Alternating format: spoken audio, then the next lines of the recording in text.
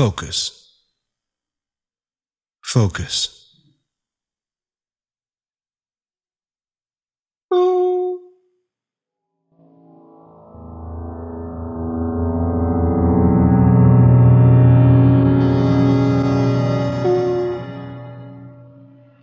Years ago, when the world was young and unspoiled,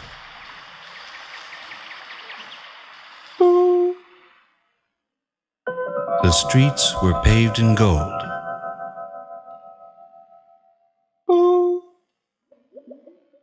Magma flowed from the earth's surface.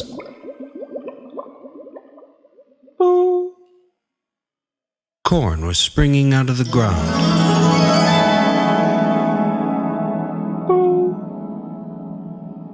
And neighbors shared everything with one another.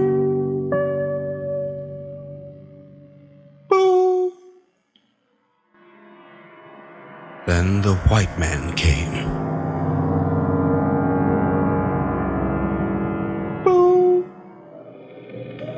Destruction, hate, heavy rains, and cruelty were the order of the day.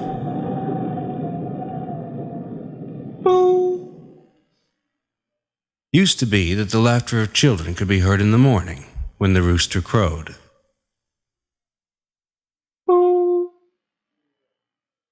Deer ran and dogs barked.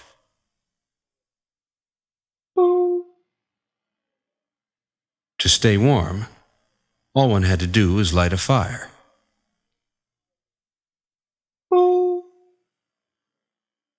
And a cool drink of water was always welcome.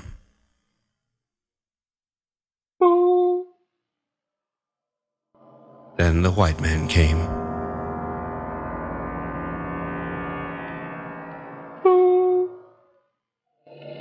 Dust storms, darkness, and enmity between nations was to follow.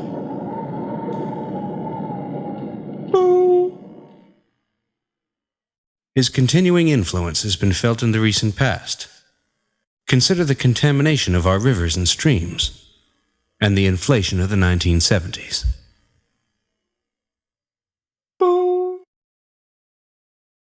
Before the white man came, the people of the world had no use for money, the root of all evil. They made their way through barter, sharing, or trading shells for goods.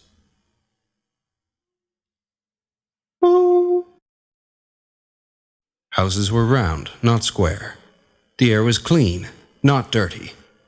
And sustenance was provided by the Lord, rather than sold at highly priced food markets.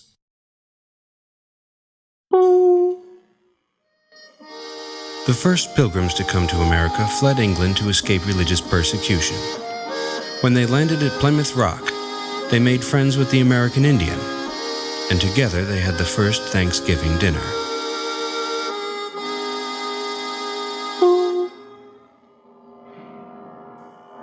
Then the white man came, with his sicknesses and infections, spreading disease.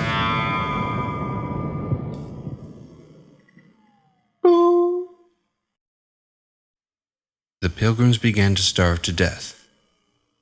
Those who were driven by desperation to steal food were tied to posts until they starved to death as punishment.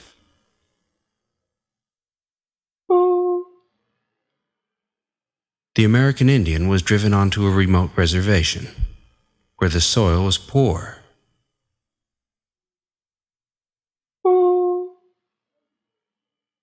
Valuable and fertile land was taken over by the white man, for his use.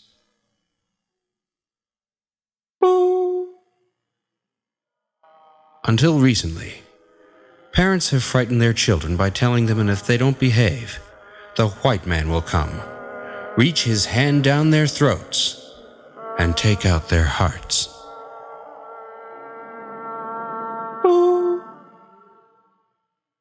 It is well known that malcontents in certain disenfranchised members of society have taken to emulating him and unabashedly worshiping him in public.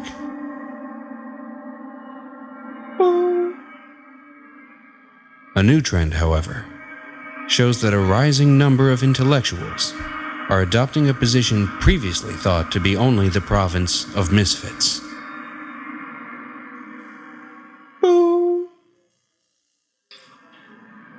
There are some who have proposed that the white man was not all bad, and that it would be beneficial to our society if we adopted some of his ways.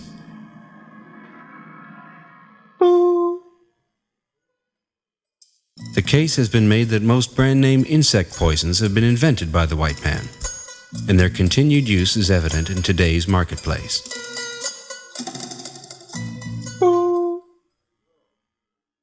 After all, these people say, he gave us the superhighway and the financial apparatus to pay for it.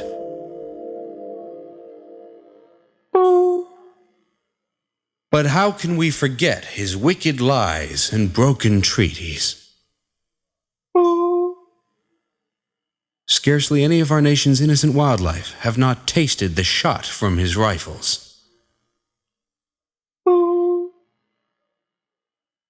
Because of the white man, clouds of locusts interfere with the operation of modern airplanes.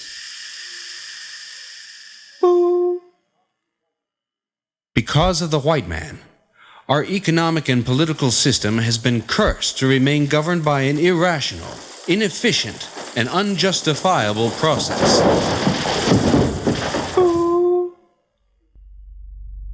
He gave us the suspension bridge, it has been said. Undoubtedly, it is an engineering marvel. But was it worth the cost in human lives to build it? Do we really need his suspension bridge?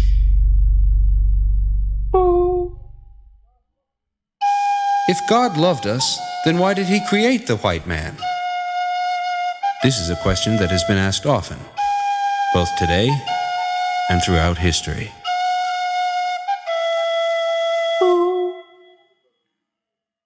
Theologians have debated this point, and most have concluded that it is erroneous to conceive of him as a part of creation.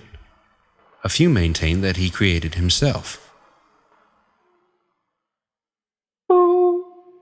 Many scientists, most often agnostics or atheists, also share the opinion that the white man created himself, and a few will not even acknowledge that he even exists at all.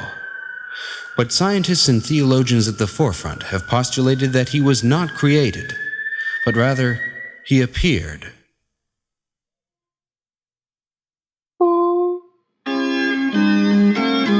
Christ taught us to love our enemies, to forgive and forget.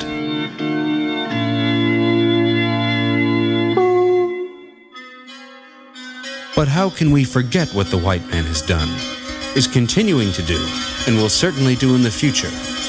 And how can we ever forgive him for it? How can we forgive the killing of birds and other animals for the sake of enjoyment?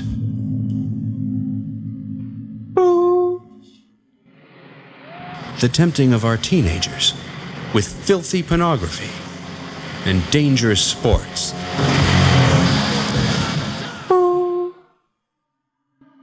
The reaching down the open throats of young children to take out their hearts.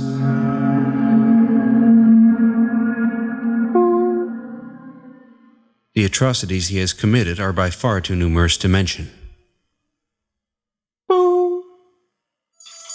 He has been a catalyst for the bombardment of cities and towns with hailstones the size of golf balls, causing hundreds of thousands of dollars worth of damage to property. He has paralyzed otherwise healthy, productive citizens with mental illnesses that dampen spirits and lower morale. He has imported from another continent a species of bumblebee whose sting can be fatal to human beings. These deadly bees have stingers which can continue to sting its victim even after being detached from the bee's body. They are certain to arrive in this locality, in swarms, soon. He is neither here nor there.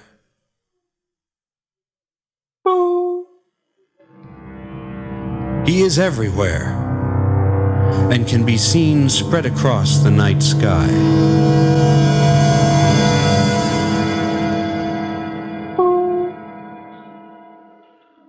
While you may consider it unsettling that he can touch you, but you cannot touch him, the sooner we get accustomed to the fact, the better off we're going to be.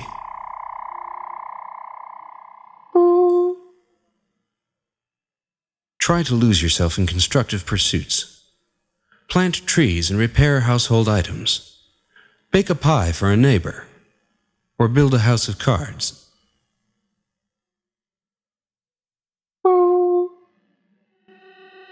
And do your best not to lose control of yourself. Remember that the more you lose your temper, the more he will benefit.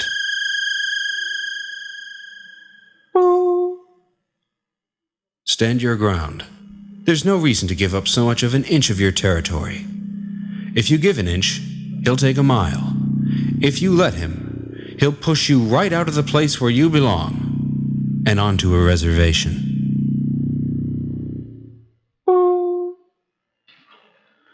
Parents should take care to safeguard their children against being lured away by a melody or pieces of candy.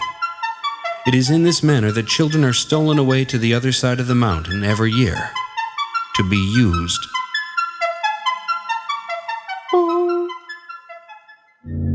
Young adults and children alike are vulnerable to his pitches and campaigns, and once he has their attention, encourages them to rebel against their families, and to look to him alone for approval.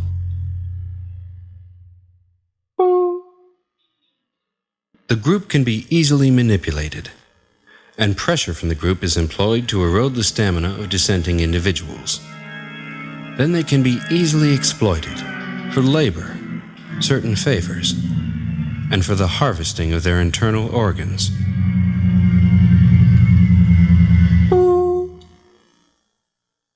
We must be vigilant, for the damage done cannot be undone.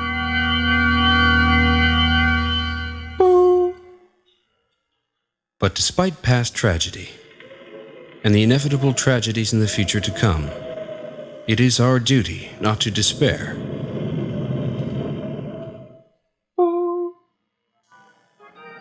No one can protect us from the white man, but we can protect ourselves and our children.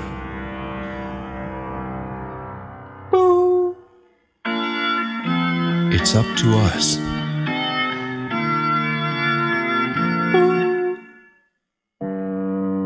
Our destiny is in our hands.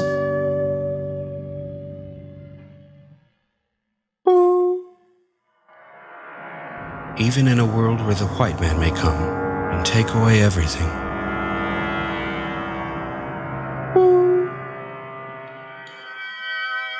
the sun can still shine.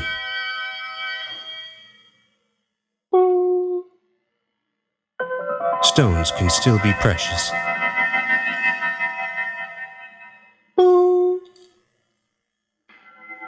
Time can still be of the essence.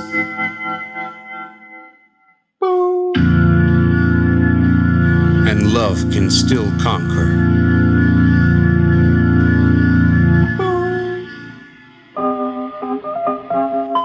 Tell your neighbor.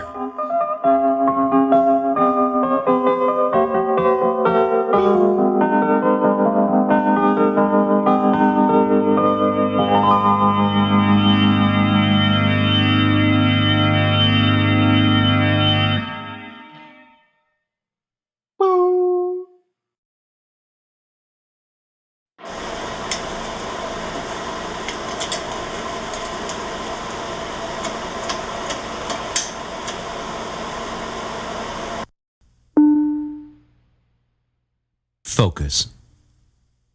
Focus.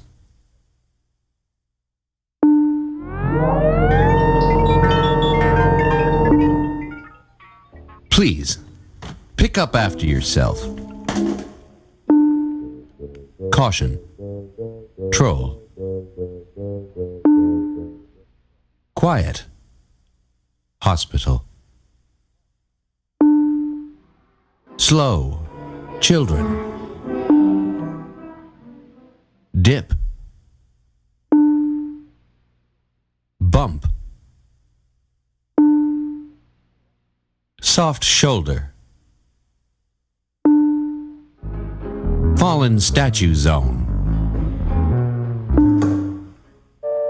Owl. Eagle. Crow ahead. Frozen custard ahead. Look before you leap. Leap! Don't leap. Do not back up. Do not attempt to defeat the safety mechanism. Do not enter. Shh. Ghosts are sleeping. Yield. The right of way. Brake for animals. Watch for the rolling ball. Don't take any wooden nickels. Do not fold, spindle, or mutilate. Police take notice. Crime scene. Don't touch. Don't feel. Don't look. Wet paint. No smoking. No running. No dumping. No horn blowing. No blowing of the nose. No destroying municipal property. Buckle up. Cheer up. Obey signals.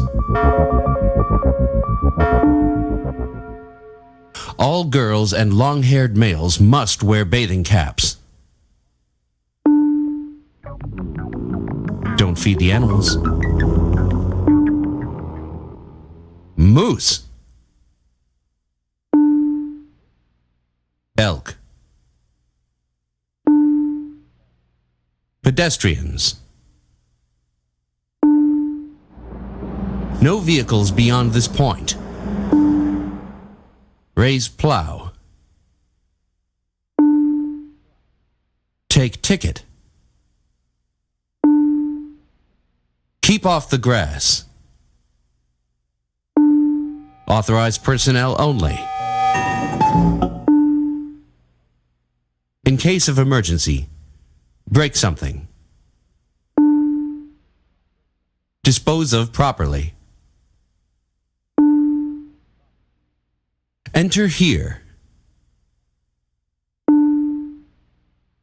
Members only. Cans only. Visitors must do 10 push-ups. No dogs. No trucks. No loitering. No monkey business. Use other door. Pay here. Exact change. Out of order. No refunds. Not responsible. End road work. And remember, if you've got a secret, keep it a secret.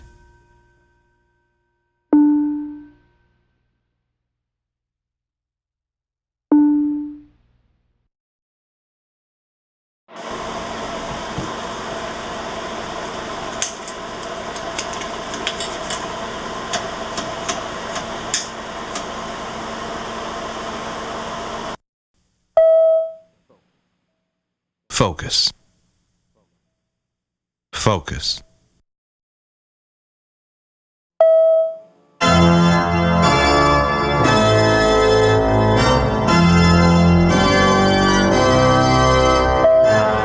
It was Wolfgang Amadeus Mozart who said, "In my eyes and ears, the organ is the king of instruments."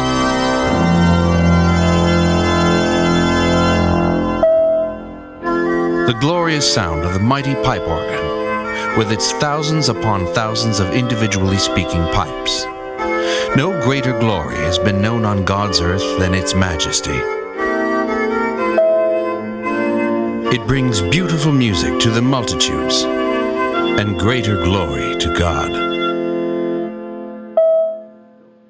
What is the story of this magnificent instrument?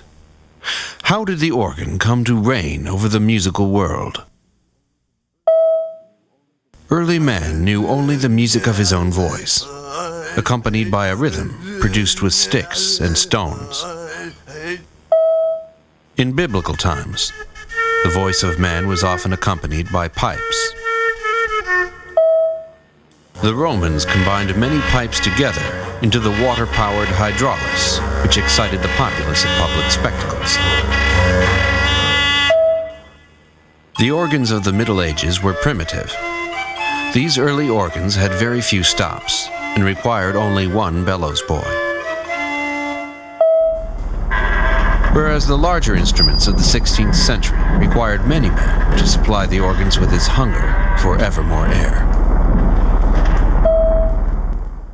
The pipe organ was shunned by the early church, which forbade the use of organs in services, for it was understood to be a worldly contrivance, which aroused earthly passions, and was already long associated with ungovernable festivals and mayhem. And yet, today, the pipe organ stands proudly at the very center of man's religious and civic life. The music of the pipe organ marks the most important occasions of our lives. But what can account for the mighty organ's awesome power and capacity to enthrall and inspire? Behind its stately architectural presence and dazzling ornaments are a host of ingenious mechanisms requiring the sacrifice of animals. Sheep for the bellows, elephants for ivory, horses for glue. It demands the ongoing toil of men to work its bellows, maintain its workings, and, of course, it requires a dedicated organist. Through time, the organ has placed ever-increasing demands upon the organist, stacking several manuals to occupy his hands, sprouting pedals for his feet, and presenting a bewildering array of controls for the use of all four limbs. While behind the console, the wind chests strain to dam a reservoir of pressurized air. Soldierly ranks of pipes, some 10 times higher than a man, stand ready to speak. The music of the organ is projected up long vertical pipes so that music may be sent heavenward. Once good and evil were polarized by the ejection of the devil from the kingdom of heaven, a powerfully charged field was created through the plane of the living. As the glory of music rises from earth, the force between good and evil draws melody through any existing musical conveyance. It is in our nature and right that we worship God and sing His glories.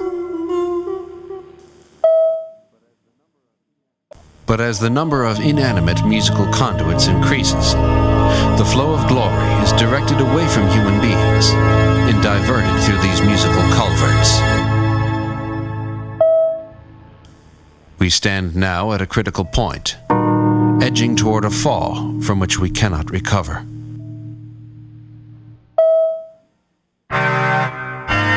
The majesty of the pipe organ has confused and misdirected parishioners who attend services in the mistaken notion that they go to worship God, when, in fact, they go to worship the organ. After all, it can instill fear in the hearts of the strong and the weak, the righteous and the sinner. And large modern organs are increasing in number every day. The deleterious effects are most noticeable in those who work closely with these instruments. Just as the glass harmonica player is driven slowly insane by its tones and poisoned with lead crystal, the hatter slowly loses his sight and his sanity to mercury vapor, and the nuclear worker inevitably succumbs to the deadly half-life of radioactive waste. In the popular imagination, organists are perceived as lunatics, creeps, ghouls, and demon outsiders, exiled from the musical community and isolated in cramped and cornered conditions. It is not that the organ attracts these kinds of individuals. Rather, it is what the organ does to them. Perhaps this is why 9 out of 10 organists, church musicians as well as secular, are homosexuals. Homosexuals, who of course are well known for their artistic temperament and love of soft cushions. In fact, the effects of the field surrounding the organ are so profound that most organists harbor the notion that it was not Jesus of Nazareth, but Johann Sebastian Bach, who was the Son of God. Organists, as a matter of routine, are forced to go without sleep, nourishment, fresh air, and sunlight, as they endure lifelong indenturement to their king. The lay public is in awe of the organist and his apparent mastery over the king of instruments. They fear and respect him, and he has little difficulty extracting small sums and favors from them. Yet in truth, the organist does not master the organ, but it is the organ that controls the organist. His arms flailing, his little legs pumping. He is a marionette, obedient to his master. Alongside the organ and its captive servant stands the choir, with its God-given musical relationship of one man, one voice. In comparison to the choir, the organ is far bigger, louder, in every way demonstrating its superiority, threatening to drown the human voice with its inanimate bombast. Regiments of pipes expropriating the ether threaten to suck the very breath from the unaided voices of human beings.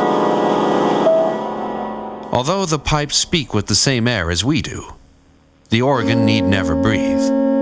Rather, it sustains a continuous inhalation, incessant, voluminous, all the while ready to blast a volcanic litany. This tyrant king has insinuated itself into the apse, audaciously anticipating the unseating of God himself. Outside the house of God, the secular unbeliever seeks after fleeting pleasures in pastimes accompanied by the mellifluous sound of the theater organ. Matinee goers crowd into the darkness of cavernous movie palaces to gape at a silvery screen and escape into the solace of foolish dreams. While he neglects his daily duties, the cinema-goer sits couched in a lush bed of swelling chords, lulling him into a state of drowsy submission. When the theater organ is not drugging the listener into a life-sapping slumber, it parades a cavalcade of klaxon horns, whistles, noisemakers, and indignities of all varieties. But behind its gay painted face lurks the self-same demon. In fact, organs have invaded all centers of our civic life, From baseball parks, skating rinks, even nationally broadcast television game shows. Today, sophisticated electronics have made possible a previously unimaginable proposition: an organ in every home. The modest expense of these electronic organs allows for its rapid spread. However, the full harmful effect of these new electronic instruments is not yet known. Can mankind reclaim his birthright as the sole channel of God's greatest gift? Some heroic individuals have taken matters into their own hands, often against strong opposition, and even against the law of the land. Throughout history, men of destiny have challenged the rule of this tyrant king by destroying organs and houses of worship, though even the Puritan Lord Protector married his daughters to the music of an organ in his own home. In more recent times, daring property developers and their accountants have made significant strides against this menace. Some modern composers have steadfastly refused to write music for the pipe organ, or have attempted to jam the organ with problematic avant-garde devices. But there are those who work tirelessly to ensure the continuing dominance of the pipe organ.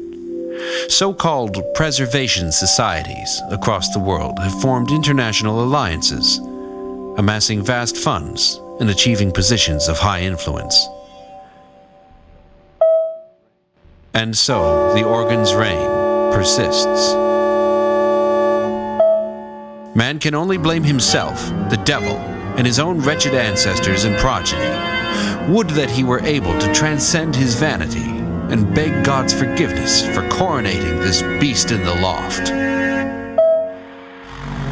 This unholy flu. This debasing narcotic. Shall mankind continue to pay the piper and let this dreadnought call the tune? Shall we simply face the music?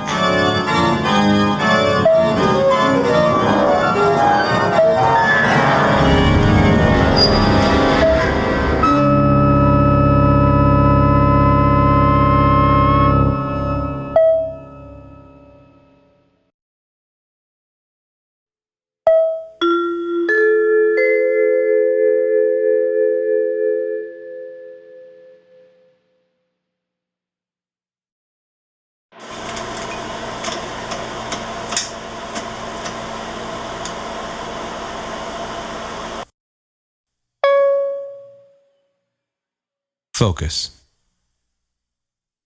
Focus.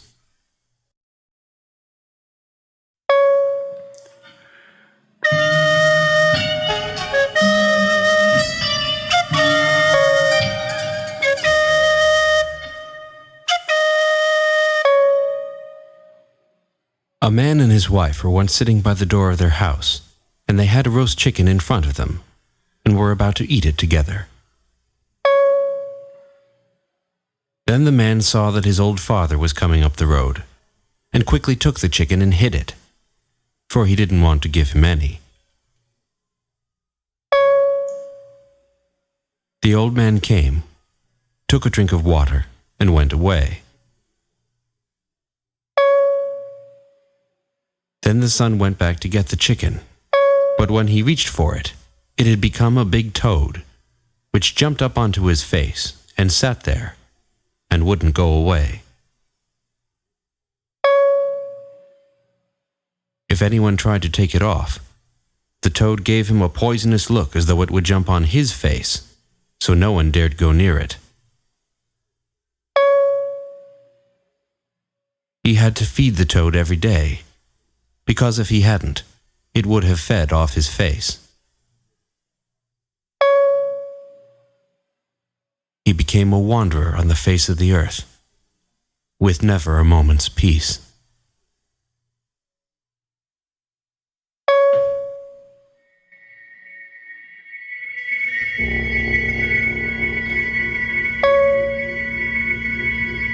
How fortunate is the master, and how well all goes in his house when he has a wise servant who listens to his orders and does not obey them, but prefers following his own wisdom. Clever Hans was once sent out by his master to seek a lost cow. He stayed away a long time, and the master thought, "Faithful Hans does not spare any pains over his work."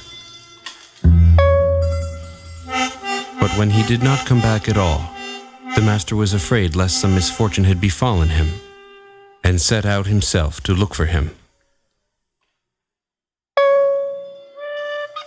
He had to search a long time, but at last he caught sight of the boy running up and down a large field. "Now, dear Hans," said the master when he had got up to him, "have you found the cow which I sent you to find?" "No, master," he answered. "I have not found the cow, but then I have not looked for it."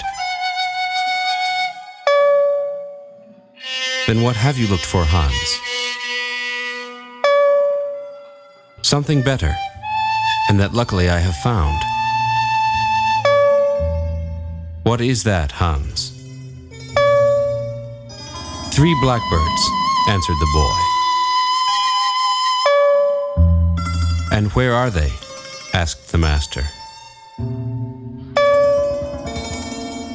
"I see one of them, I hear the other, and I am running after the third," answered the wise boy.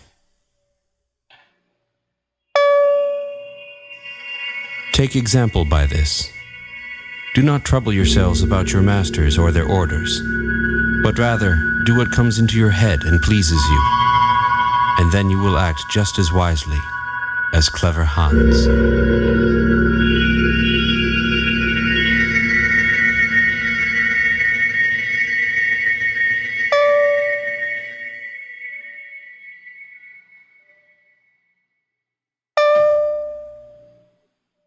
At the time when our Lord still walked the earth, he and St. Peter stopped at a blacksmith's to stay the night.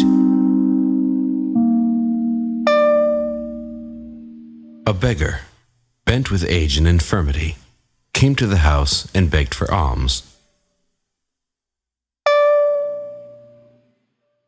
St. Peter was moved by pity and said, "Lord and Master, I pray you, make this man young again, so that he may earn his own bread."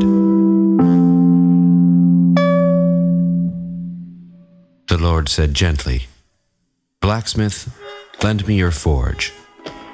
Put some coals on the fire, and I will make this ailing old man young again."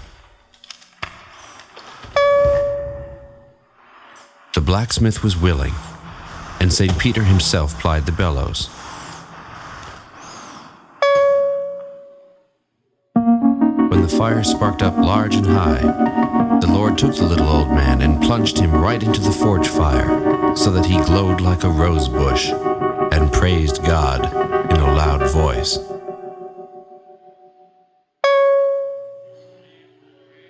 Then the Lord went to the quenching tub and put the glowing red-hot man into it.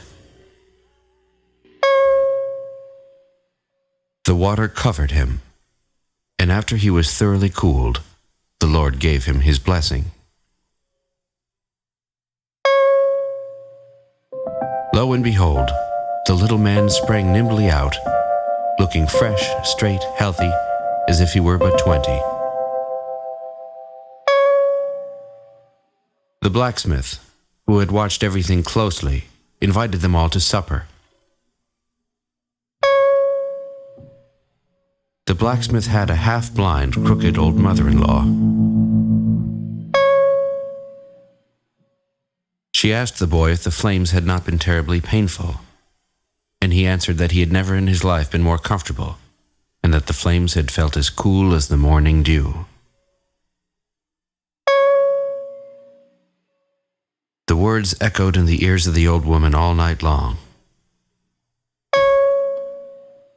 And early next morning, when the Lord had gone on his way, the blacksmith thought he might make his old mother-in-law young again as he had watched everything carefully, and it was closely related to the blacksmith's trade. So he asked her if she would like to go skipping about like a girl of 18. "I certainly would," she said. So the blacksmith made a great fire and thrust the old woman into it, and she wriggled and writhed and uttered terrible cries. "Sit still," he cried. "Why are you screaming and jumping about?" And as he spoke, he plied the bellows harder until all her rags caught on fire. The old woman screeched and yelled, and the blacksmith thought to himself, "I haven't got it quite right." So he took her out and threw her into the quenching tub. The old woman screamed so loudly that the blacksmith's wife and daughter-in-law upstairs could hear her from the second story. They ran downstairs and saw the old woman lying doubled up in a heap in the quenching tub, howling and screaming for all she was worth, with her face all wrinkled and shriveled and out of shape. The two women, who were both with child, were so horrified they both gave birth that same night. But their babies weren't human. They were apes.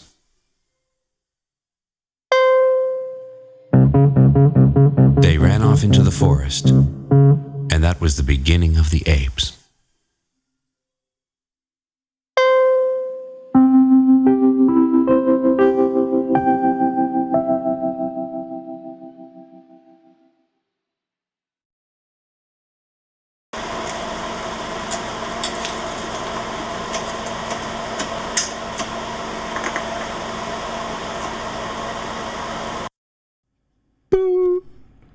Focus.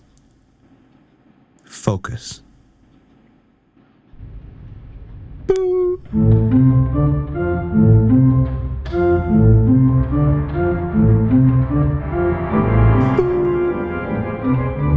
Innovation. Innovation. We all resist it. We all denounce it. We all insist on it. We all clamber for it. What is it that moves us to innovate, to invent, to improve? At the dawn of the industrial age, Dr. Johnson said, "The age is mad after innovation. Everything is to be done in a new way. Even men are to be hanged in a new way." It has become a cliché to say, the more things change, the more they stay the same. I propose we say that in a new way. Let's instead say, increased frequency of flux gives way to a progressively static condition. That's innovation. Innovation. Don't just use the sharpened end of your pencil. Be creative and write with the eraser side. That's innovation. Innovation. How about instead of using an electric toothbrush, just using a handheld toothbrush that never needs batteries? That's innovation. Innovation. Innovation.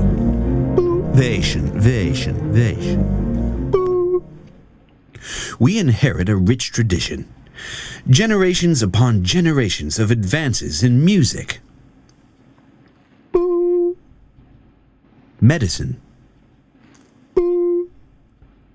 theology,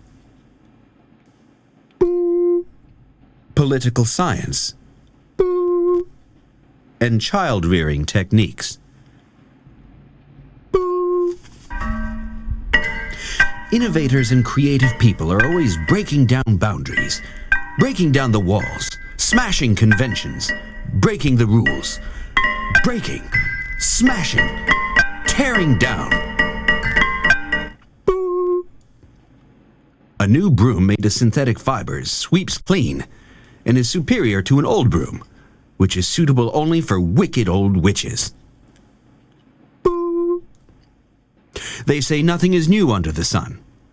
Obviously, they haven't looked beneath shady trees, underground caves, or the side of the moon where the sun never shines. Boo. They say curiosity killed the cat, but so did boredom. There's more than one way to skin a cat. The possibilities are endless. Boo. There is no limit to man's capacity to improve products, reinvent the wheel, to build a better mousetrap. Boo. He is unceasingly devising new ways to puff himself up, to award himself prizes, to engage in auto-coronation, to pursue everything that is novel, perverse, unnatural, to contemplate his own navel. Because man sees himself as noble, there are statues of him everywhere. These ubiquitous eyesores frighten children, are often nude in public, and attract vandals. An innovative solution to the problem is to encase public statues in concrete, transforming them into ideal geometric forms: the sphere, the cube, the cylinder, the pyramid, the cone, and the rhomboid. Ring out the old. Ring in the new.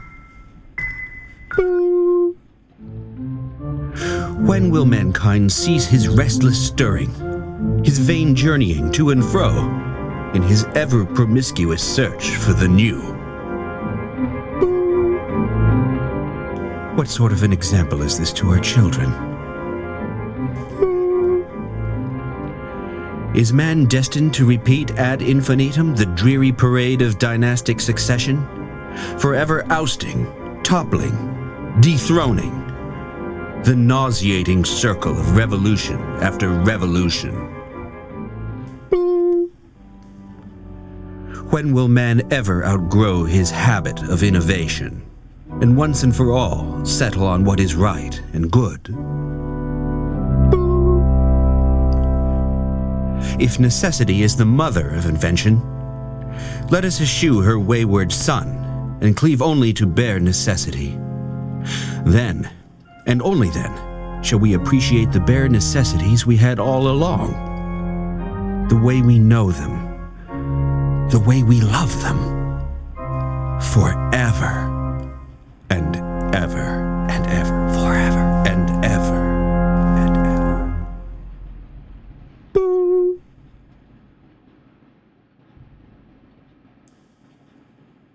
Boo.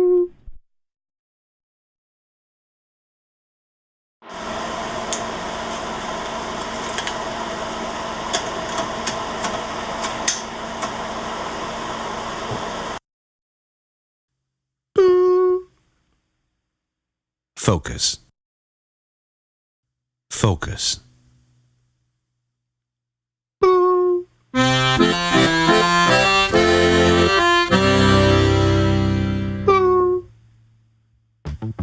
A township, a city, a civilization, bursting with pride. Civic Pride. What inspires the erection of magnificent public buildings to capture the imagination of the citizenry?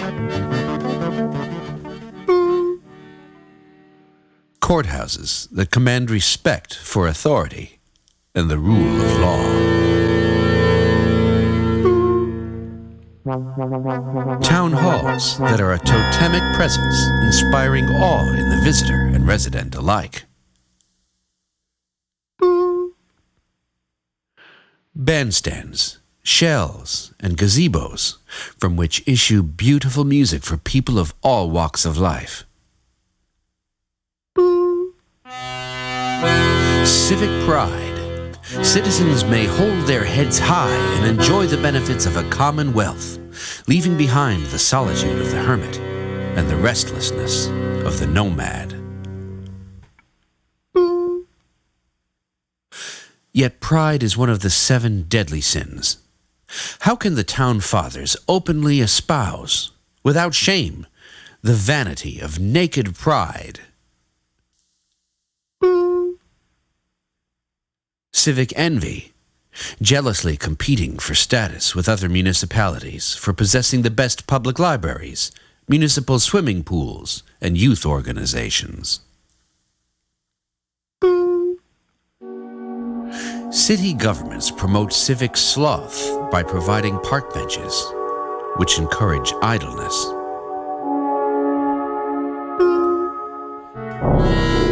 Public gardens and museums are liberally stocked with half-draped male and female figures, out of doors, yielding to civic lust in the name of admiring the art of antiquity. And why do our fellow citizens still indulge in civic gluttony, permitting the degrading spectacle of pie-eating contests to continue?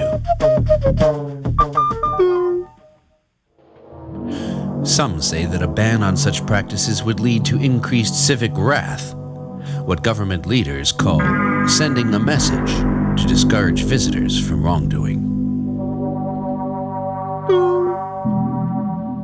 And governments at the state and local levels are notorious for their civic greed, blighting the landscape with toll booths and parking meters. But no matter what it sins, every town worth its salt has a public drinking fountain to quench the passerby. A crosswalk to aid the pedestrian.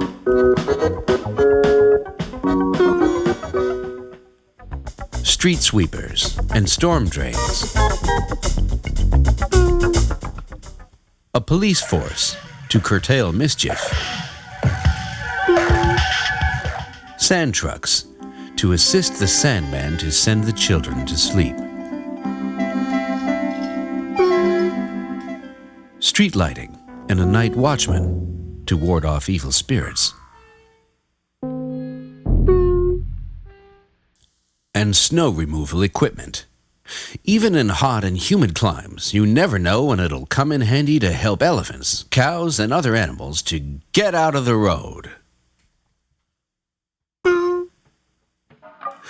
Many of our so-called modern civic improvements are nothing new. The sophisticated civilizations of the ancient Egyptians, the Greeks and Romans, and the Aztecs all produced elaborate temples, aqueducts, and sewage systems.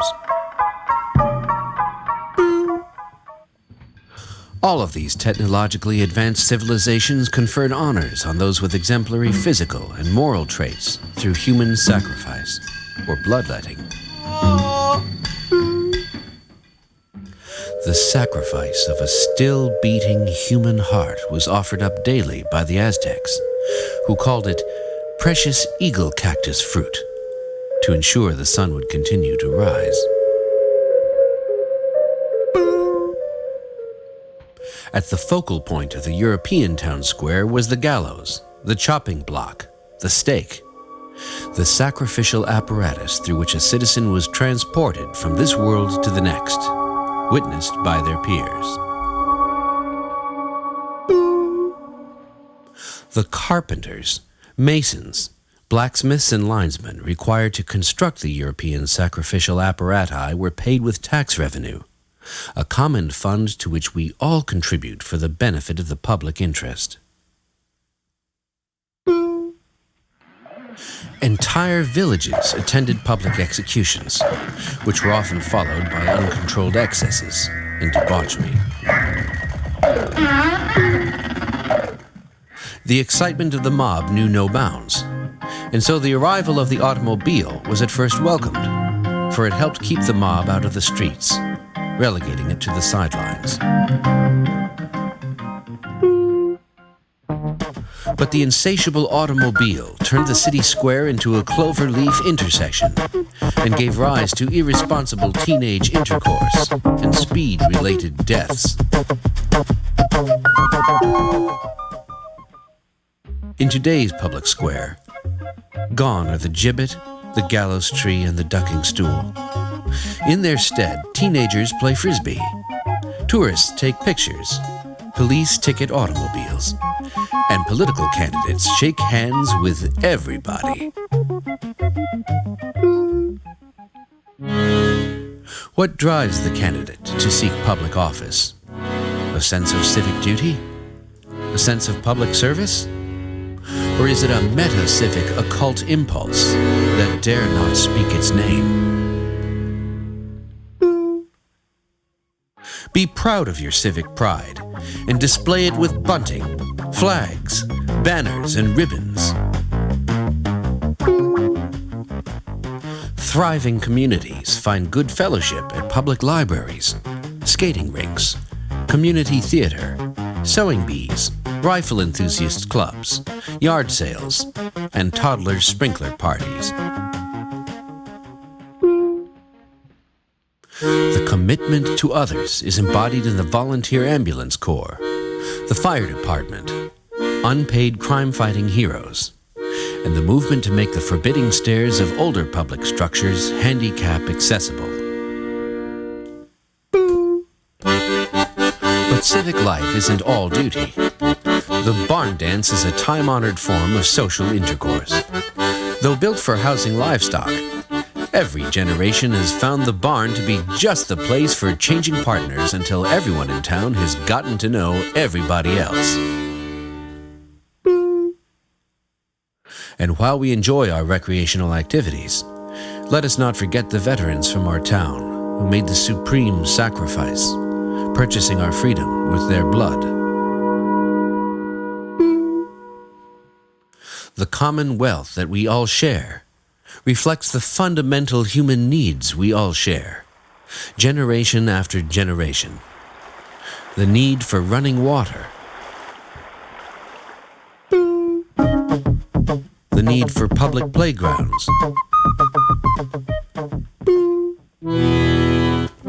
for the rule of law, for social intercourse, and our fundamental human need for human sacrifice. Where is the heart of the city? Where is its life's blood? Where is the precious eagle cactus fruit? It is in you. It is in me. It is inside all of us. It is precious and alive and flushed with pride.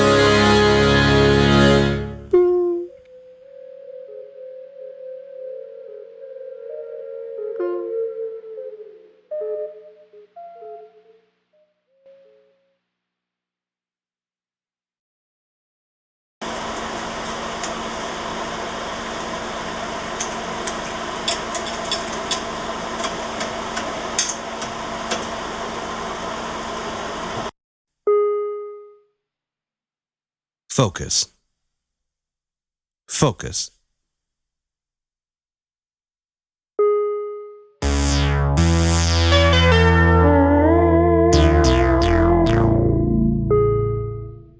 Used to be that Farmer Jones took a trip to the general store to buy a bar of soap or a can of kerosene. In cities, customers would tell the store clerk what they wanted, and, after a short pause, he would get it for them. But with the ever-increasing variety of the suppliers of goods, a bar of soap was no longer just a bar of soap. Manufacturers boasted of the superiority of their product over their competitors.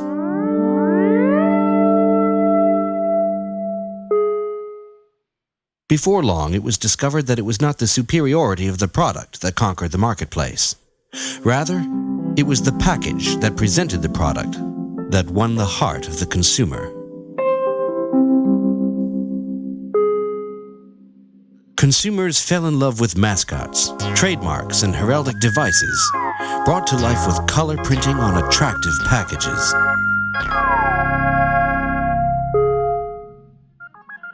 The modern supermarket's shelves are jam-packed with brand-name products, all vying for the attention of the consumer, who will choose a cart full of purchases from an ocean of merchandise. Brands emerged that were recognized everywhere, and behind many brands were the few powerful manufacturers who ruled over the retail landscape.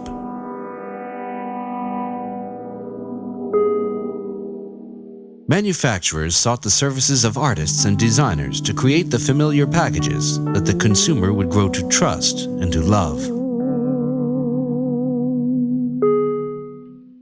The challenge of the designer was to present the consumer with something easily recognizable and familiar, while at the same time satisfying his need for novelty and excitement. The design process progressed from the idea to the thumbnail, the black and white, the marker comp, the finished illustrations, until ready to be made into a prototype package. The mystique of the creatives captured the imagination of manufacturers, and it was left to artists to determine the look of the package. To create these packages, the skills of many artisans were required.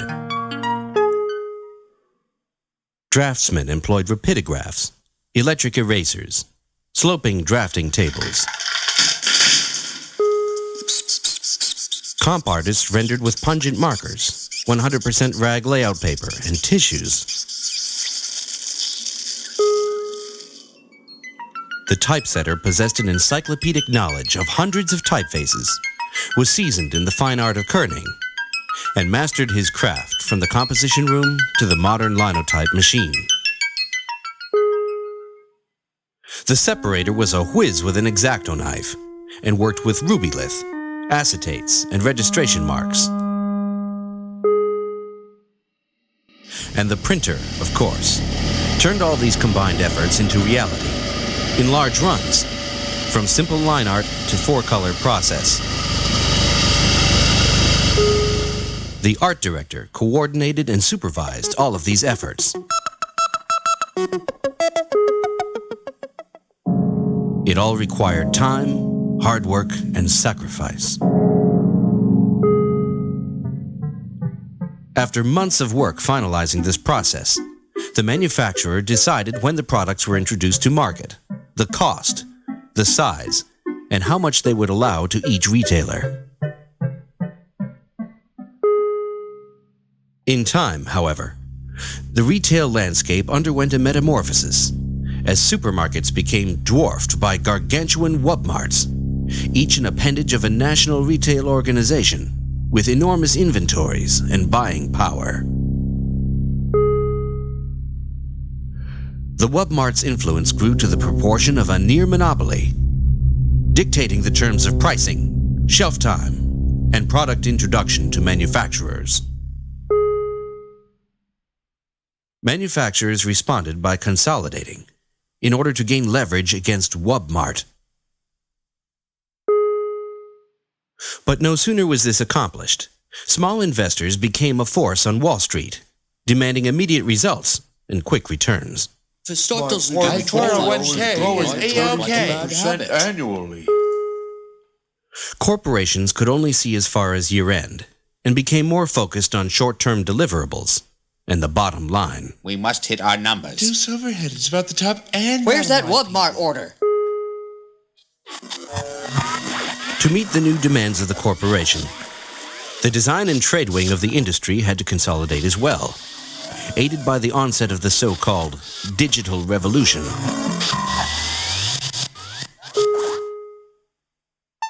Just as the French Revolution was inaugurated with beheadings, the digital revolution was inaugurated with cutbacks and reduced headcounts. The graphic designer, the separator, and the typesetter were consolidated into a beige box known as a personal computer.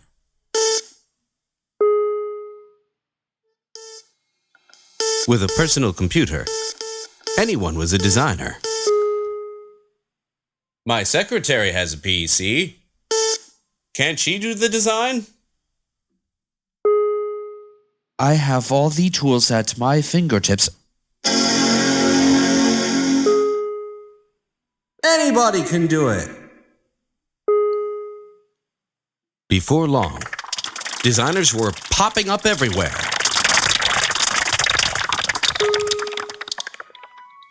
Design suffered. This filter is like really You cool could looking. stretch the logo Just press to fit Command the D and box. it's done. It's magic.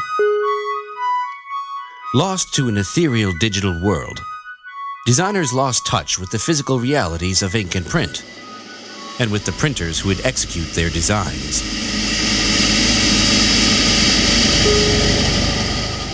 Downsizing and consolidation also affected the manners and customs of industry. In the prosperous 1980s, corporate lunches were central to business culture. Socializing, feasting, and drinking fostered a convivial atmosphere for business to thrive in. Today, there is no time to go to lunch. Eating at the desk again. This meeting is scheduled to schedule the rest of the meetings. Can't say hello. Gotta run. Communication by faxes, email, and voicemail further reduced personal contact.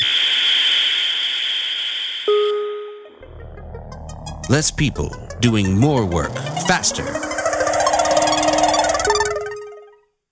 To cope, design management turned to a systematized approach known as process. Accountable, deliverable, logical, predictable. Separators left behind their X-Acto knives to become large digital asset management corporations, organizing and archiving brand images in cyberspace.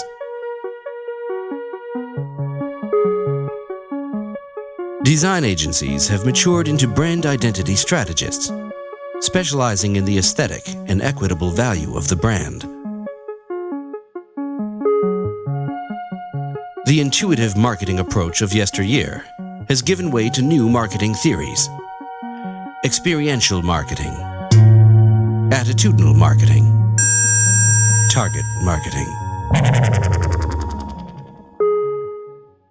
Today's approach focuses primarily on the emotional bond the consumer has with the brand.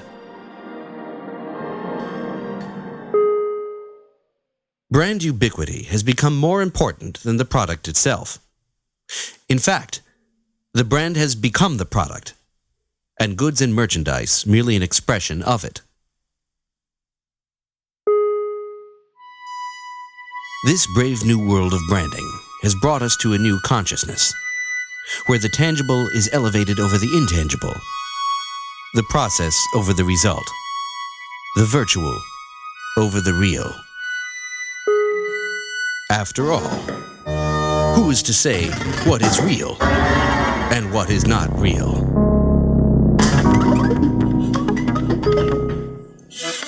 You can trust me to tell you what's real. Farmer Jones brand. The brand that's trusted over all the rest.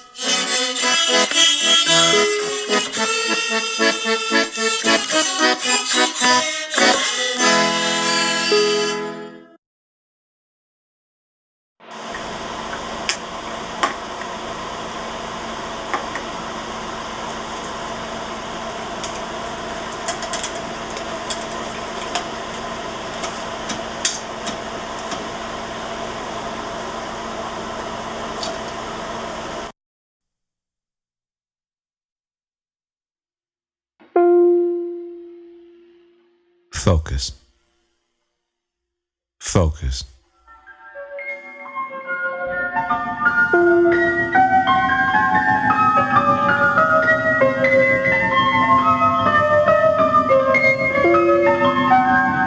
Each and every day, people all over the world see the daybreak when the sun comes up in the morning. The sun shines with all his rays upon the earth as he climbs high into the sky. Scientists know that this is not the case. The Earth is a planet, and we revolve around the Sun. But Earth is not the only planet. We live in a solar system, with 9 planets revolving around the Sun. Mercury, Venus, Earth, Mars, Jupiter, Saturn, Uranus, Neptune, and Pluto. Mercury is nearest to the Sun's fiery corona. Venus is covered with a thick layer of clouds, so that it is always a cloudy day on Venus, no matter what time of year it is. Like the goddess of love that is her namesake, Venus is a stormy, volatile planet. Earth, our planet and our home. Mars is an angry, red planet. Jupiter is the biggest. Saturn is the most beautiful planet to look at, with its sparkling rings and many moons. But it is a very cold, lifeless planet. Uranus and Neptune were once thought to be twins, contrary to what we now know today. And Pluto may turn out to be nothing more than a huge snowball made of rocks, water, and foul-smelling gases. Many planets have moons. Other planets have no moons at all. Moons are subordinate to the planets, and the planets are subordinate to the Sun. But long ago, when the solar system was young, Jupiter had the makings of a developing sun. With its gaseous makeup, large size, and strong gravitational pull, Jupiter was a promising and commanding presence. Had Jupiter become a sun, as it well might have, we would have inhabited a binary star system. Life in our solar system would have been dramatically different than it is today. With 2 suns in the sky, there would be 2 different kinds of daylight, redefining night as we know it. And our Earth year would not trace an elliptical orbit around the Sun, but rather a splendid figure 8, yielding a variety of undreamed-of seasons on Earth. But Jupiter's gases did not ignite, and today it is often taken to be king of all planets, rather than a failed sun. Our successful sun is made of eternally burning gases, and its gravitational pull is sufficient to determine the course of 9 planets and a host of asteroids. But the intense gravitational pull of a black hole is far greater than that of our sun, or of the entire solar system. In fact, the pull of the black hole is so strong that it could consume our entire galaxy, the Milky Way. Our sun is just one of billions and billions of stars in the Milky Way galaxy, and our galaxy is just one of billions and billions of galaxies. Polytheistic primitive man was later superseded by monotheistic modern man. Today, research indicates that our one Judeo-Christian God is in fact one of billions and billions of gods. The entire universe is saddle-shaped. Our Milky Way galaxy is expanding. And inside our own solar system, more and more asteroids are turning up all the time. Yes, the asteroids, those most elusive of our neighbors. There are so many of them that they cannot be named. They are merely numbered. Some feel that the asteroids are a nuisance as well as a hazard, and that they ought to be destroyed. Others have countered that the asteroids have as much right as our Earth to orbit, and that they must not be destroyed. The question, however, is moot. Unless considerably more funding can be directed into our space programs, we will be unable to destroy anything outside of Earth's orbit. On the other hand, putting objects in orbit will become less and less expensive and more commonplace than ever before. Laboratories in orbit have made possible research that could not be conducted on the Earth. A cabin in the sky for astronaut scientists. Countless satellites have been launched which improve the transmission of broadcasts and telecommunications around the globe. And as the surface of the Earth becomes more and more precious, burial underground will be superseded by burial in outer space. Thus, generations of the future will look upon their ancestors as a host of evening stars circling the Earth below. Above the world so high, in the twilight sky, visible to the naked eye, our newest, nearest, and dearest neighbors.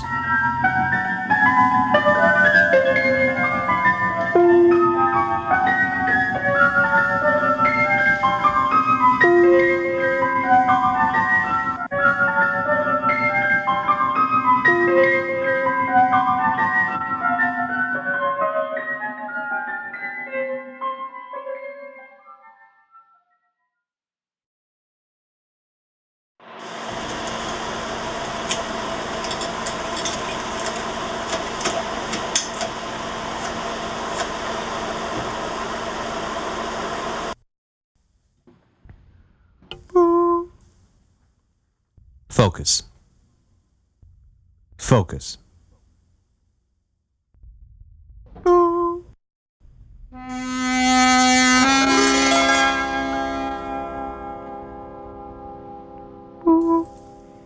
Once upon a time, the hen went with the cock to the nut hill, and they agreed together that whichsoever of them found a kernel of a nut should share it with the other. Then the hen found a large nut, but said nothing about it, intending to eat the kernel herself. The kernel, however, was so large that she could not swallow it, and it stayed stuck in her throat, so that she was afraid that she would be choked. Then she cried, "Cock, I entreat you to run as fast as you can and fetch me some water, or I shall choke." The cock ran as fast as he could to the well and said, "Well, you are to give me some water. The hen is lying on the nut hill, and she has swallowed a large nut and is going to choke."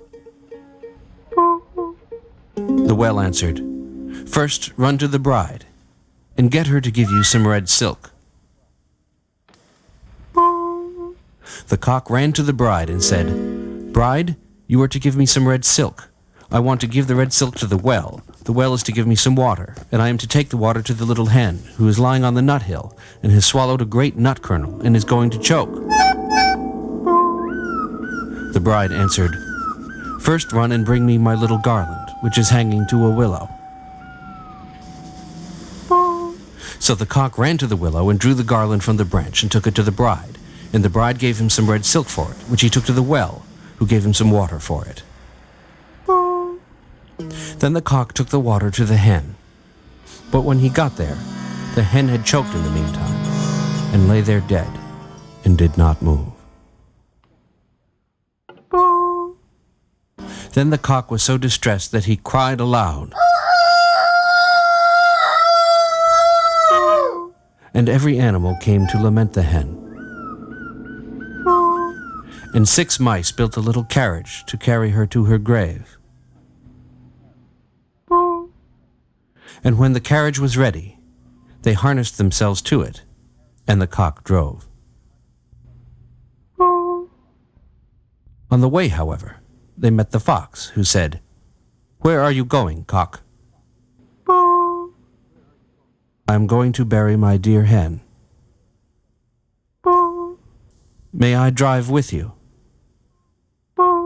"Yes, but seat yourself at the back of the carriage, for in the front my little horses could not drag you." Then the fox seated himself at the back. And after that the wolf, the bear, the stag, the lion, and all the beasts of the forest did the same. Then the procession went onwards, and they reached a stream. "How are we to cross over?" said the cock. A straw was lying by the stream, and it said, "I will lay myself straight across, and then you can drive over me." But when the 6 mice came to the bridge, the straw slipped and fell into the water, and the 6 mice all fell in and were drowned. Then they were again in difficulty, and a coal came and said, "I am large enough. I will lay myself across, and you shall drive over me." So the coal laid itself across the water, but just touched it, at which the coal hissed, was extinguished, and died. When a stone saw that, it took pity on the cock, wished to help him, and laid itself over the water. Then the cock drew the carriage himself, but when he got it over and reached the shore with the dead hen, and was about to draw over the others who were sitting behind as well, there were too many of them. The carriage ran back, and they all fell into the water together, and were drowned.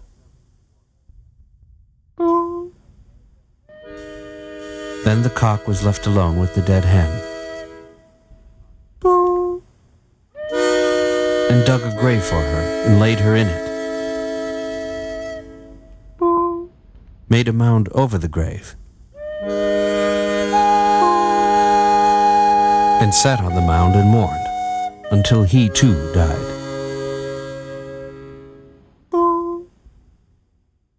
So then they were all dead.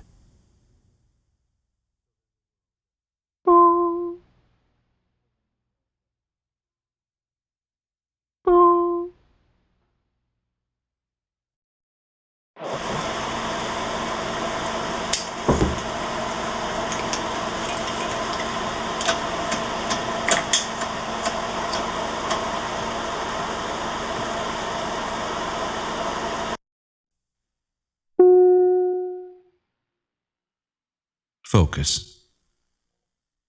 Focus.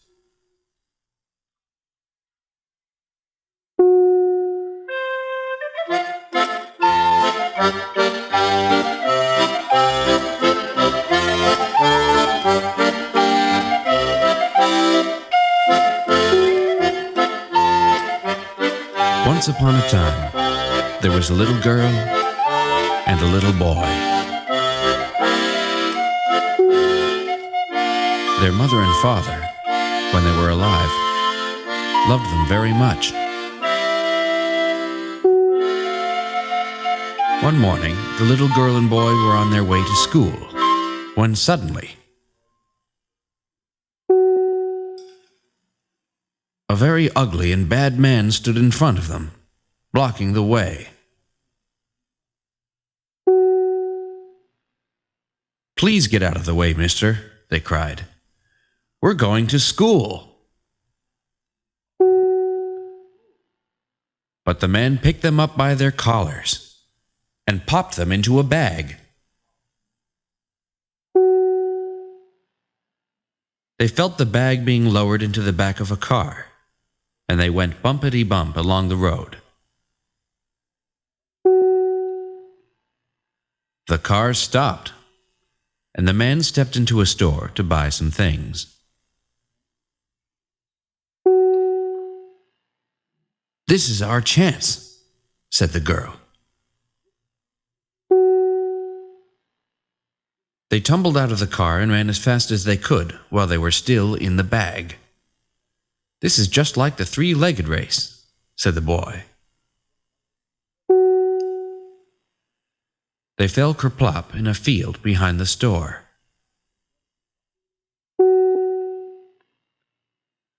A mouse nibbled a hole in the bag, and they were freed. "Thank you, Mouse," said the boy, and they gave him a piece of cheese. They walked further into the field until they came to a house made of candy. "Candy canes," said the little boy. "Lollipops," said the little girl. Just then, an angry farmer appeared. "Get off my land!" he cried, running and shooting. "Run for your life!" cried the boy. I'm running!" cried the girl.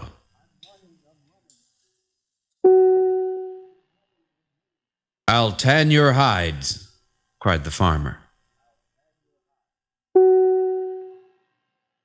"It's no use," said the boy. "He can run faster than us."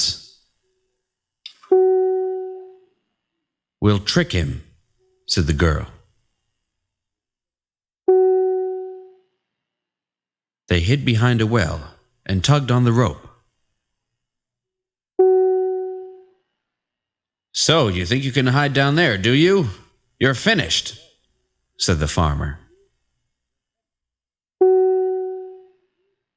Then they both lifted his legs in the air and pushed the farmer down the well. "Let's get out of here," cried the girl. "Ditto," said the boy. Just then, it began to snow. The little girl made an angel.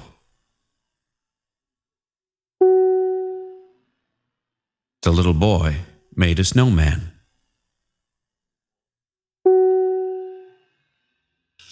A voice dispelled the snowy quiet, saying, "Why aren't you in school?"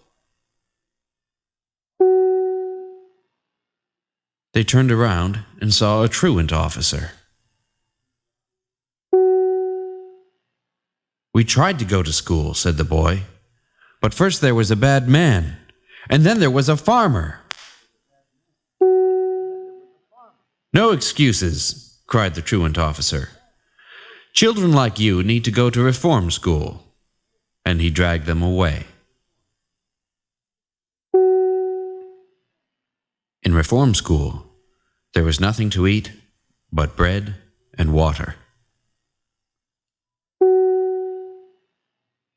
"You children are a disgrace. What will your mother and father say?" said the matron.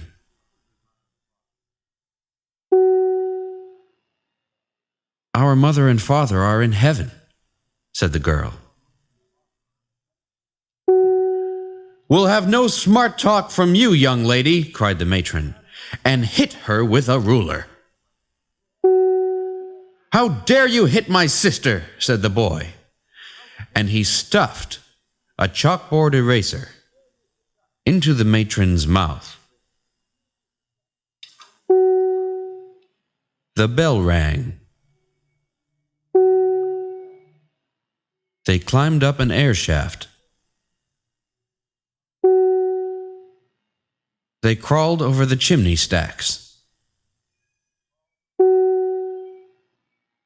They slid down a drain pipe. They walked down a very long street. They saw a cop. "Quick, hide," said the girl, and they jumped into a mailbox. "That was close," said the boy, and they waited until they could hear the sound of his footsteps go off in the distance. But then they realized that once they got in the mailbox, they could not get out of the mailbox. "At least we're sitting on top of a nice soft pile of letters," said the girl.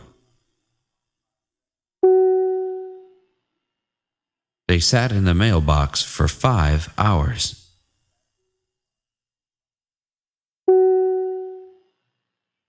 Then the mailman came, and they both tumbled to the sidewalk. "Ouch," said the little girl. "Ow," said the little boy. "Go away, scat," said the mailman. "Depositing foreign matter into post office collection boxes is a federal offense." Once they were both a safe distance away from the mailman, they stopped. "There's something in my sock," said the boy. "It's a letter," he said. "Let's open it," said the girl. "It's a winning sweepstakes ticket. We've just won $10,000 and a 3-speed bicycle." But when they went to collect their prizes, they found out that the sweepstakes was a fraud.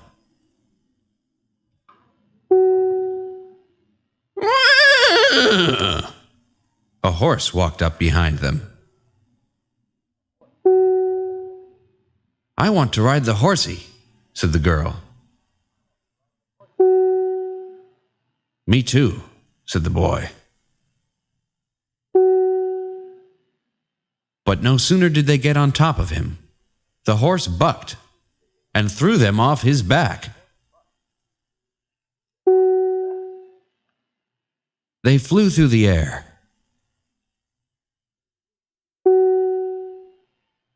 They saw a balloon.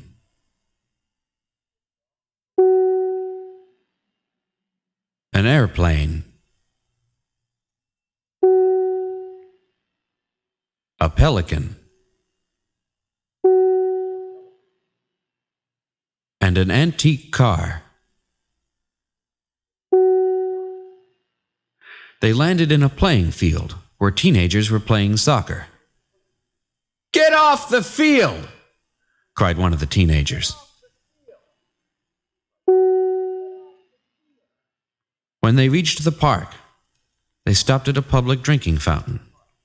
But the fountain was very old and had nothing to offer them but dust and dried leaves.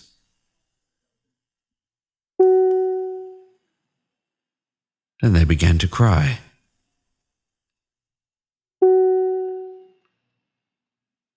"Why is everyone so mean to us?" said the little girl.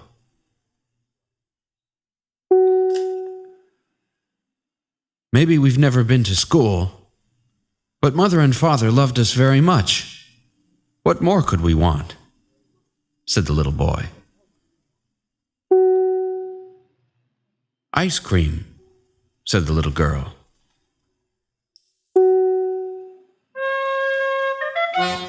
And the little girl and boy each had a double scoop cone of their favorite ice cream.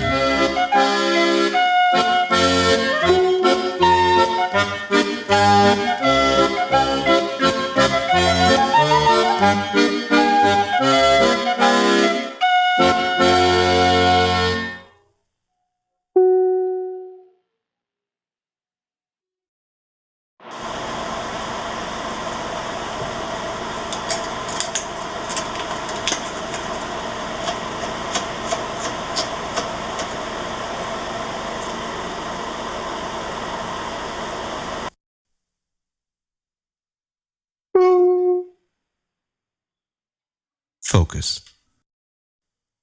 Focus.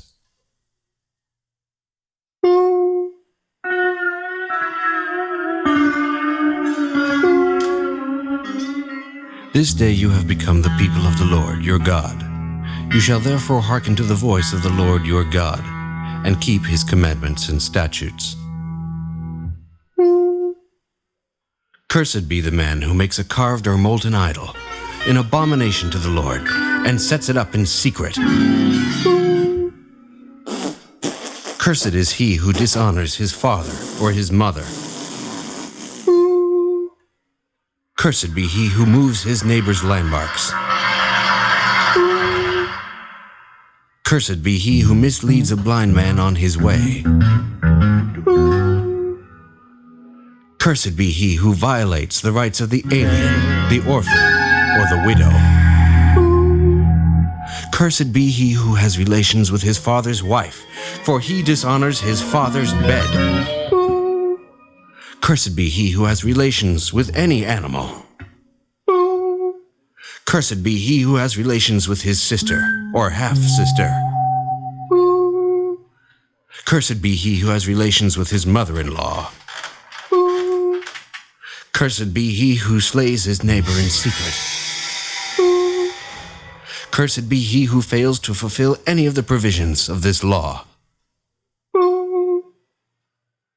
Thus, then, it shall be, if you continue to heed the voice of the Lord your God, and are careful to observe all of his commandments, the Lord your God will raise you high above the nations of the earth.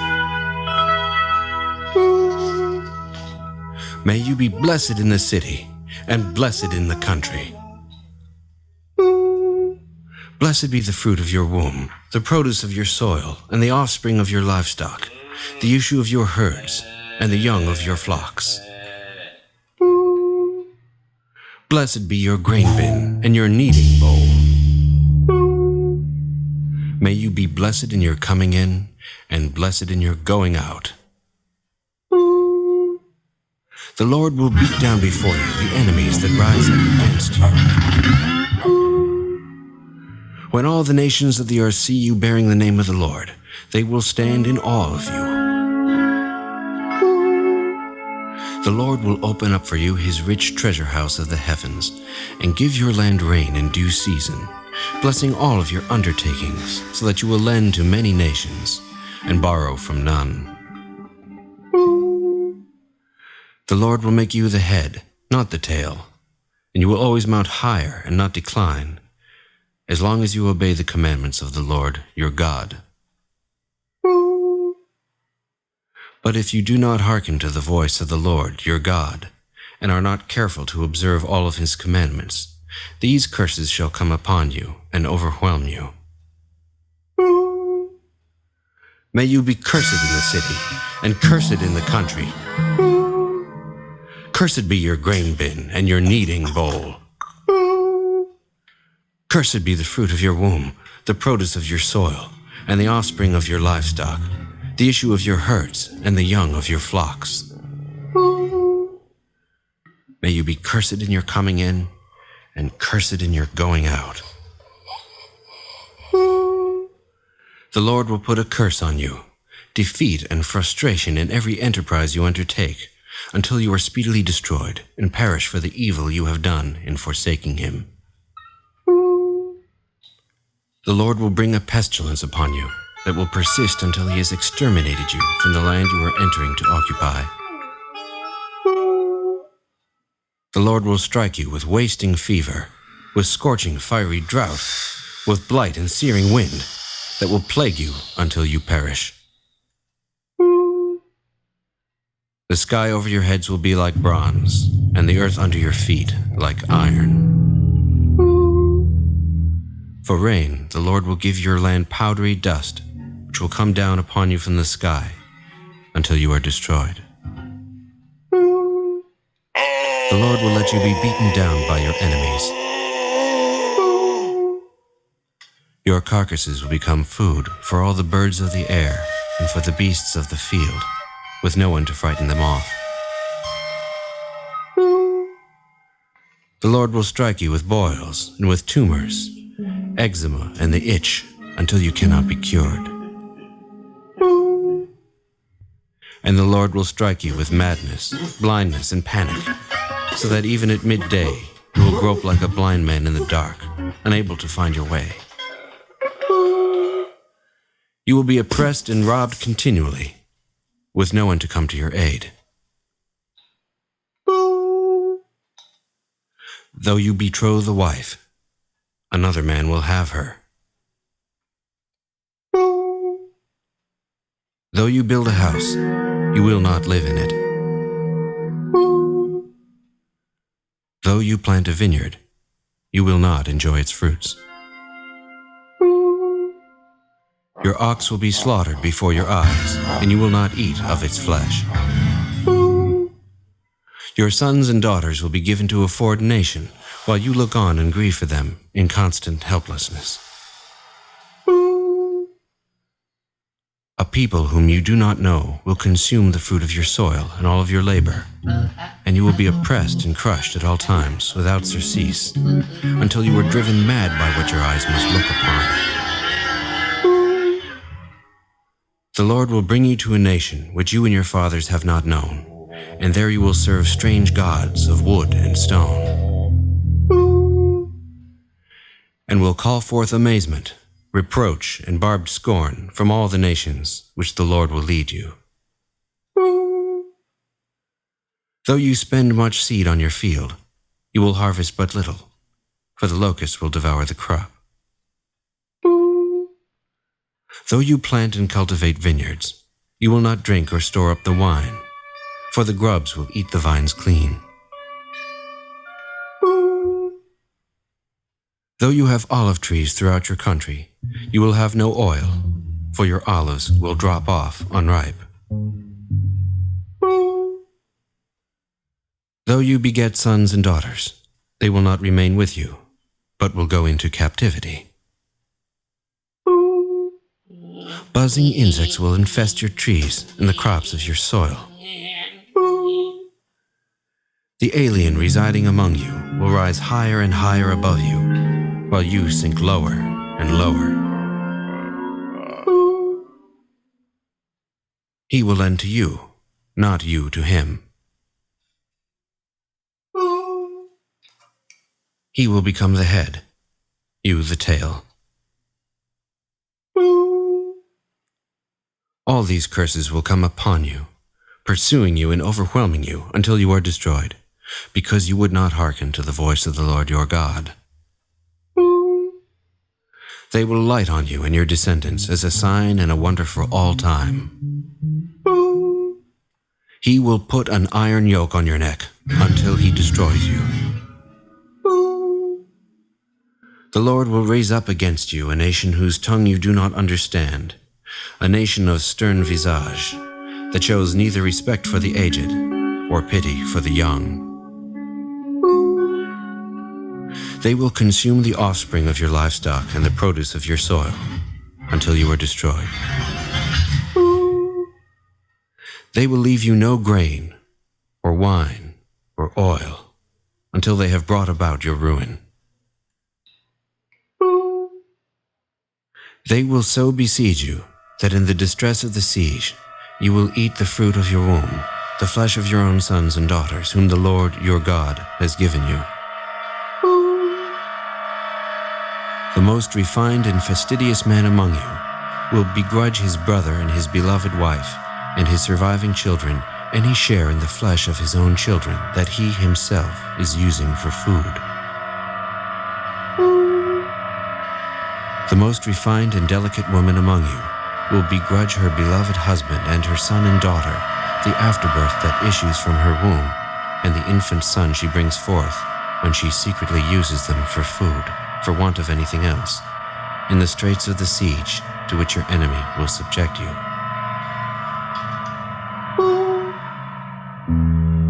Just as the Lord once took delight in making you grow and prosper, so he will now take delight in ruining and destroying you. The Lord will scatter you from one end of the earth to the other, and there you will serve strange gods of wood and stone, such as your fathers have not known. Among these nations you will find no repose, for there the Lord will give you an anguished heart and wasted eyes and a dismayed spirit. You will live in constant suspense and stand in dread of both day and night, never sure of your existence. In the morning you will say, "Would that it were evening," and in the evening you will say, "Would that it were morning." You will offer yourselves for sale to your enemies as male and female slaves, but there will be no buyer. Of you who were once as numerous as stars in the sky, only a few will be left, because you would not hearken to the voice of the Lord your God.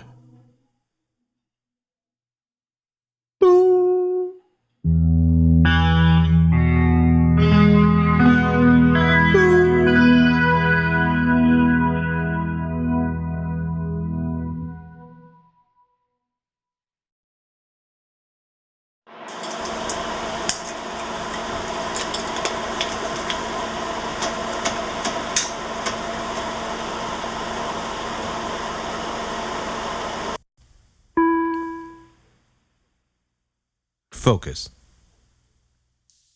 Focus.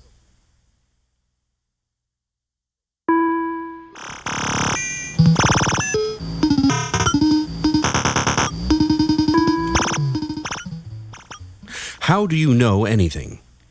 How can anybody know anything? Even if you don't know how you know what you know, everybody knows something. No matter how much you know, you can always find out more by finding out. How do you get from here to the corner? Ask someone! How can we find out if there are valuable antiques in an attic? Look and see! How will we find the cottage in the wood? Look at a map! How can you know what a word means that you've never heard before? Look it up in the dictionary. We live in a wide world, filled with things, people, wildlife. During the course of your research, you'll want a notebook to confide in and to be your trusty companion. A funnel to concentrate inquiry. A thinking cap. A field to go out in. A mortarboard to make you a scholar. A can-do attitude. And books, books, books. But for heaven's sake, we're going to have to know how to read, or else we'll only be able to look at the pictures. Pupils, students, young co-eds and graduate students alike develop library skills, learning to use the Dewey Decimal System, the Library of Congress catalog numbers, and, in more recent years, the Compu-Libraritron. The library is an invaluable public resource. Just make sure you go when it is open, from 11 a.m. to 2 p.m., and make sure you go before it is closed for renovations for 10 years. The reference librarian will help you. Unless the reference librarian turns out to be a minotaur, keeping the knowledge you seek just out of reach. Many young people today have been told that the Compu-Libraritron has made books and old-fashioned libraries obsolete. The Compu-Libraritron is a modern marvel, but it cannot replace or substitute for rummaging, looking under rocks, using test equipment,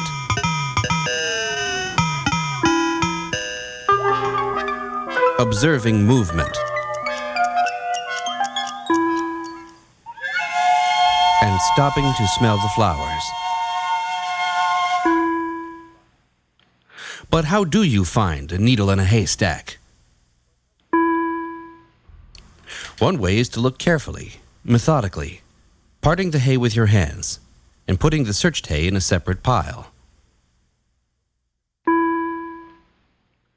Another way is to roll around in the haystack until the needle presents itself. Whether sought out or self-presenting, gather fresh knowledge whenever and wherever you find it. See the many manifestations of nature unfold before you.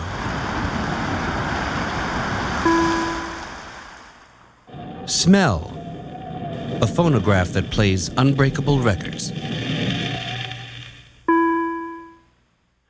Listen to the utterances of persons, the songs of birds, the music in the air, the wisdom of the stones.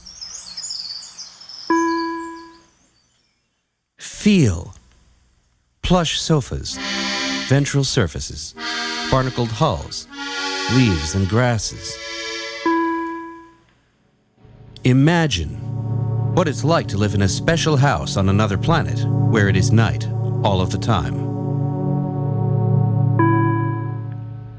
Lick The smooth lid of a grand piano. Taste the milk of human kindness. Go out into the field. Stay up all night.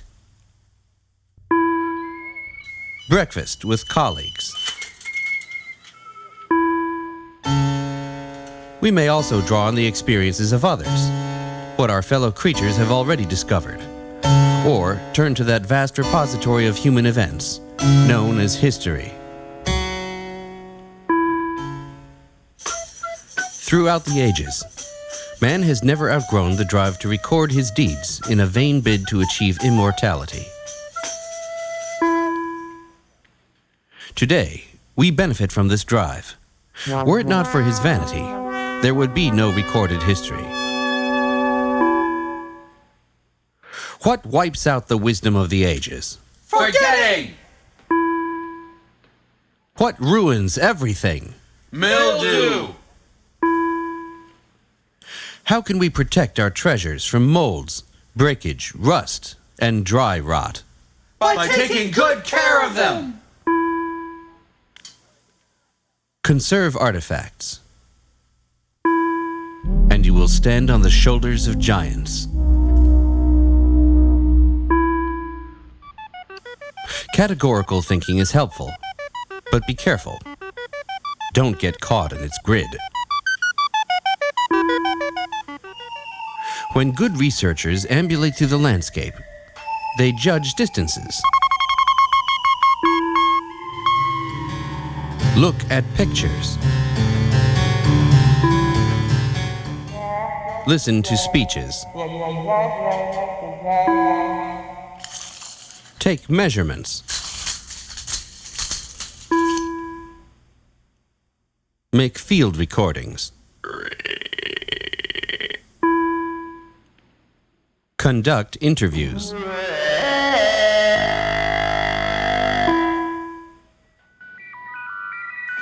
Ascend hilltops and look into the outer reaches of the heavens.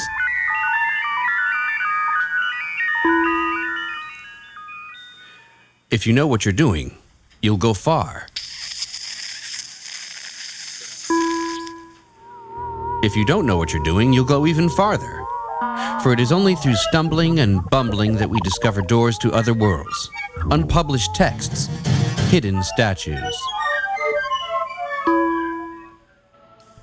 A potent chemical cocktail of perseverance, fate, and chance shapes the jagged trajectory of human lives, and along with it, the jagged trajectory of inquiry itself.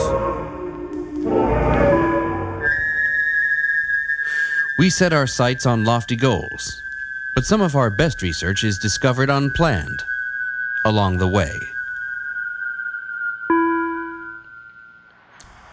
Necessity acts upon trajectory. Some may fear that if their trajectory appears crooked to others, that they will become a laughing stock.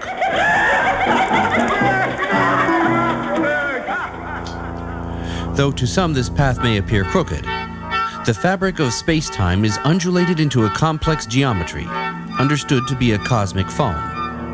A jagged trajectory may in fact be a straight line moving through curved space. It is precisely by responding to the necessities that shape our jagged trajectory that we adhere to the straight and narrow. Regardless of its point of origin, the trajectory of a conscience, influenced by reason, intuition, fortitude, and love, leads toward a singularity, the deity from which all that is seen and unseen sprang.